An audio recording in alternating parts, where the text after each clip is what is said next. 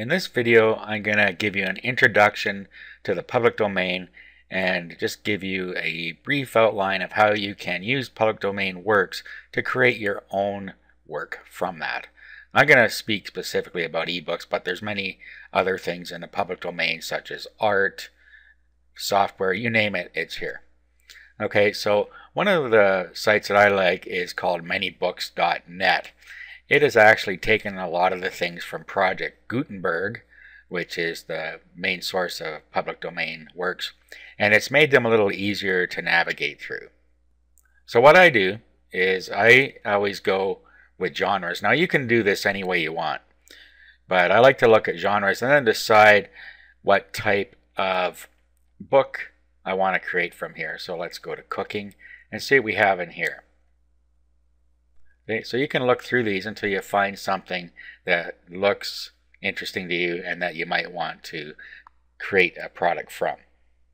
Okay, so let's say we were going to create a vegetarian cookbook. So you go into the product here and you get some information here. Up top you have the original author, the date it was published, language it's published. You see how long it is here. This is a number of words, a number of pages, location. Of course, the genre we already know, how many times it's been downloaded, when it was added to this site, and the manybooks.net number, and the source gutenberg.org. And then down here we have some excerpts. So it just shows you some of what's in here. Now what you want to do is you're going to want to download it. Now there's a lot of different formats that you can download it in here. And it depends what you're going to use to edit it. I don't suggest you bring it down in PDF because PDF is really a readable format, not a writable format. You're usually pretty safe with RTF, which is rich text format. It will open in any word processor. You can also bring it down in text file. So just decide how you want to bring it down. I'm going to bring it down in RTF, so I click on that. Now I click on download. And then I can download it to my computer. Okay, then I can go ahead and open that. Okay, I just opened it in WordPad here. What I actually am going to do is I'm going to do an open it with, and I'm going to open it with openoffice.org.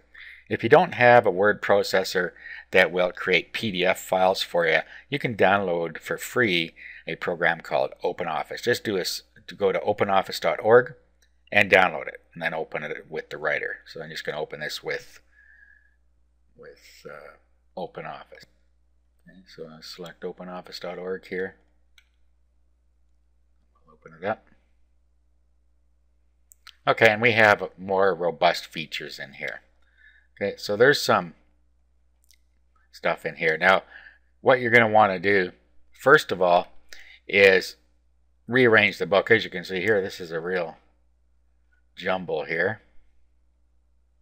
So you'd have to go in and really fix up any text errors and reformat it. Now in this case, I noticed that when I opened it with WordPad, it's actually formatted correctly. So what you might want to do is just save it in WordPad and then reopen it. So what we'll do here is we'll just save as, and then we'll just give it a different title here. So let's call it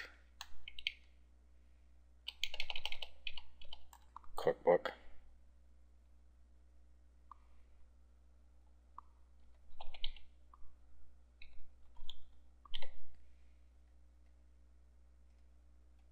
Okay, now what you could do is just open up Cookbook with OpenOffice.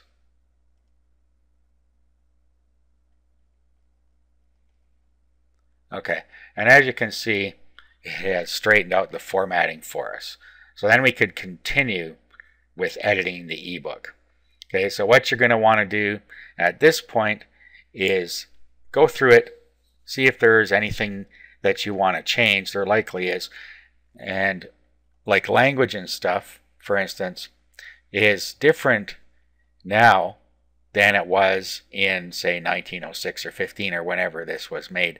So conversational language has changed since then. So you're probably going to want to go through, read this, and change anything to make it more modern. You also decide what content you want to put in here, any other changes you want to make. Then, of course, what you're going to want to do is have some graphics created. Okay, the graphics, you can put pictures in with the recipes, for instance. You need a graphic for the book, and you're going to need a graphic for the website you're going to sell it off, if you are in fact going to sell it off a website. And then, of course, you're going to need to make a table of contents. And once you've done that, what you're going to want to do is export it as a PDF file. So you do File, do Export as PDF, and then when you click Export, you'll have a PDF ready to sell.